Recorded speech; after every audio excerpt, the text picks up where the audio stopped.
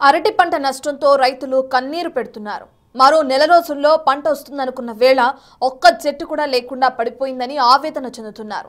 కృష్ణా జిల్లా మోపిదేవితో పాటు చెల్లపల్లి, అవనిగడ్డలో కూడా అరటి పంట వేసిన రైతులకు కన్నీరే మిగిలింది. లక్షల్లో పెట్టుబడి పెట్టామని బోరుమంటున్నారు. మరింత సమాచారాన్ని మా ప్రతినిధి నరసింహ అందిస్తారు.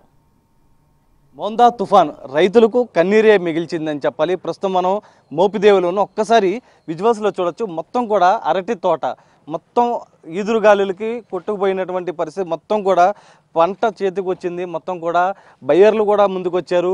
అమ్మకం ఒకటే లేట్ అయింది. కానీ ఈ సమయంలో తుఫాను బీభత్సం సృష్టించింది. అవనగడ్డ మొత్తం కూడా ఏదైతే వరితో పాటు పసుపు తోట, అరటి తోట, కూరగాయల తోటలు మొత్తం కూడా ధ్వంసమయ్యాయి. ప్రస్తుతం మనం విజువల్స్లో చూడొచ్చు. నేల కొరిగినటువంటి మొత్తం కూడా ఏదైతే దాదాపు ఒక్కసారి అరటిది అంటేనే చాలా గట్టిగా ఉంటుంది. ప్రస్తుతం అరటి మొత్తం కూడా ఏ మేరకు మొత్తం ఒరిగిపోయిందో ప్రస్తుతం మనం విజువల్స్లో చూడొచ్చు. ఒకసారి అరటి చూడొచ్చు. ఇక్కడ మొత్తం కూడా అది మొత్తం అమ్మకాలు కూడా అయిపోయినటువంటి పరిస్థితి. కానీ ప్రస్తుతం ఇదంతా కూడా మొత్తం లక్షల్లో నష్టమైతే ప్రస్తుతం చూడొచ్చు. ప్రస్తుతం ఈ తోట అన్నిటికీ కూడా మొత్తం విజువల్స్లో చూడొచ్చు. ఒక్కసారి ఒక్క చిన్నది కూడా మిగలని పరిస్థితి. ఒకవైపు దీంతో పాటు అటు మోపిదేవి కావచ్చు, అవనిగడ్డ, మొత్తం చెల్లపల్లి పరిసర కూరగాయలు మొత్తం కూడా ఏదైతే మొత్తం నేల కొరిగినటువంటి పరిస్థితి. ప్రస్తుతం లక్షల్లో నష్టపోయాయంటూ కూడా రైతులంతా చెప్తున్నటువంటి పరిస్థితి. ఒక్కసారి మనం విజువల్స్లో కూడా చూడొచ్చు ఏ మేరకు ధ్వంసం అయ్యాయో. మొత్తం ఈదురుగాలులకి ఒకవైపు భారీ వర్షానికి ప్రస్తుతం సిచ్యువేషన్ అంతా కూడా చూడొచ్చు. మొత్తం అధికారులు కూడా వస్తూ ఉన్నారు. అంచనా అనేది వేస్తున్నటువంటి పరిస్థితి. ప్రస్తుతం మనతో రైతులు ఉన్నారు. ఒక్కసారి వాళ్ళతో మాట్లాడే ప్రయత్నం చేద్దాం. ఎంత మేరకు నష్టం? ఎకరానికి వచ్చి 2 లక్షల నుంచి 3 లక్షల వరకు అంటే ఏ పంట వేసారు? మొత్తం మేము అరటి తోట వేసామండి. అరటి తోట 2 ఎకరాలు వేసాం. అక్కడక్కడ దీని పక్కన కూడా మాదే.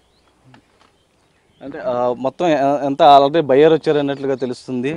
వచ్చారు కానీ ఇంకా చూసుకుని వెళ్ళినాక ఏం జరిగిందంటే వాతావరణం అనుకూలంగా లేదు కదా వాళ్ళు తొందరపడి కొనరు.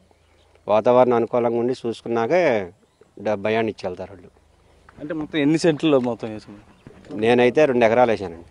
అరటి తోట 2 ఎకరాలు వేసాను. 2 ఎకరాలకి అయ్యన్నా కానీ 4 నుంచి 5 లక్షల దాకా లాస్ ఉంది.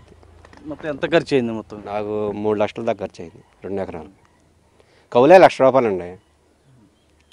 ఎకరానికి 50,000 కౌలే. మీరు చెప్పండి ఏ మేరకు నష్టం వాటిల్ని? 2 లక్షల నుంచి 3 లక్షల దాకా నష్టం వచ్చిందండి మాకైతే.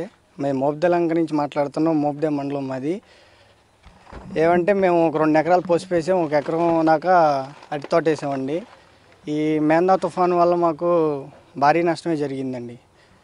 ఒక 2 లక్షల నుంచి 3 లక్షల దాకా నష్టం వచ్చిందండి. కొనుగోలుదారులు వచ్చారు కానీ తుఫాను ప్రభావం వల్ల ఇంట్రెస్ట్ చూపించలేదు అనేది మా అభిప్రాయం.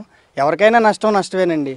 ఇప్పుడు వాళ్ళు మా దగ్గరికి ఉన్నా వాళ్ళకైనా నష్టమే. మా దగ్గర నుంచి తీసుకెళ్ళాలంటే వాళ్ళకి ప్రోడక్ట్ వాళ్ళ చేతికి అందిస్తే కానీ వాళ్ళకైనా ఎంతో కొంత రూపాయి లాభం తెలియదు, వాళ్ళకి కనిపించదు దాంట్లో కూడా. ఇప్పుడు మన తుఫాను ప్రభావం మా వైపు బాగానే చూపించిందని మేము అనుకుంటున్నామండి. రైతులకైతే భారీ నష్టమే జరిగిందని మేము అభిప్రాయపడుతున్నాం. అధికారులు ఎవరైనా వచ్చారా? మొత్తం అధికారులు రావాలి, మాకేదో ఒకటి సహాయం చేయాలని రైతుల తరపు నుంచి విజ్ఞప్తి చేస్తున్నామండి. అధికారులు ఎందుకంటే దేశానికి వెన్నుముక్క రైతు అంటారండి. రైతుకు కష్టం వచ్చినప్పుడు ఏ అధికారి రావట్లేదు, మమ్మల్ని ఎవరు పట్టించుకోవట్లేదండి. రావాలని మేము కోరుకుంటున్నాం.